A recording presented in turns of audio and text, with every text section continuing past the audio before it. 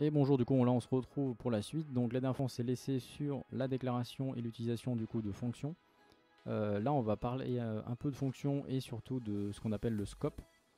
Donc on va voir ensemble en fait la portée des variables. En fait le scope c'est ce qu'on appelle la portée des variables. Donc nous on n'a plus besoin de ça, on va juste, à la limite on va juste garder, hop enlever ça,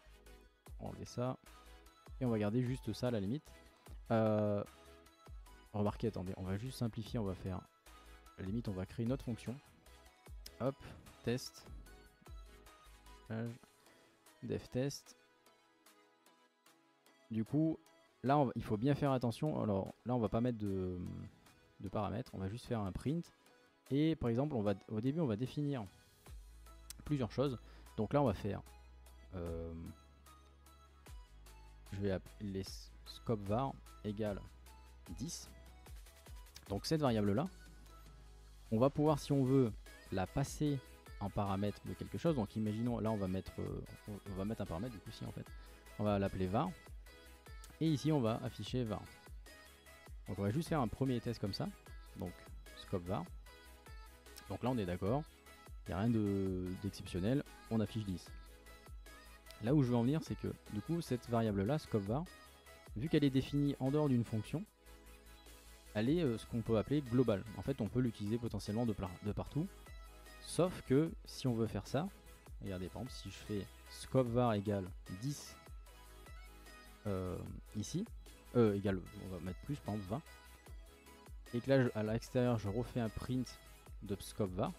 Du coup là vous voyez bien la différence, hein. Scope var je le passe en paramètre ici, c'est plutôt là, je le passe en paramètre, j'affiche var, et moi ce que je fais en même temps c'est juste quoi, juste avant de l'afficher je dis que scope var égale à 20.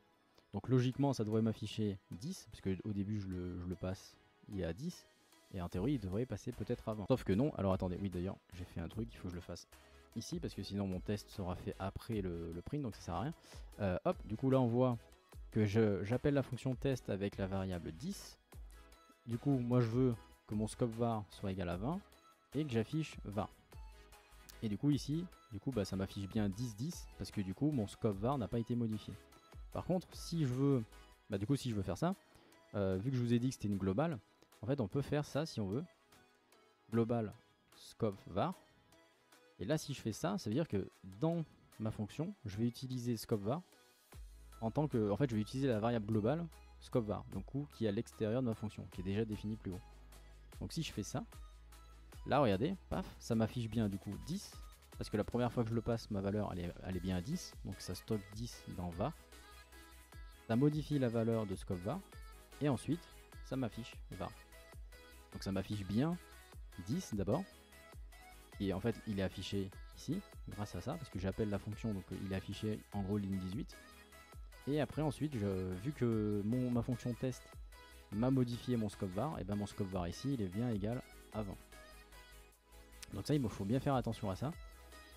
Du coup grâce à ça en fait on peut, si on veut avoir des variables locales en fait dans une fonction qui vont pas interférer avec les variables globales qui sont plus haut en fait. C'est vraiment ça l'utilité. Donc voilà pour ça, vous pouvez vous amuser déjà avec ça et les dernières vidéos qu'on a faites, et on se retrouve du coup plus tard pour la suite.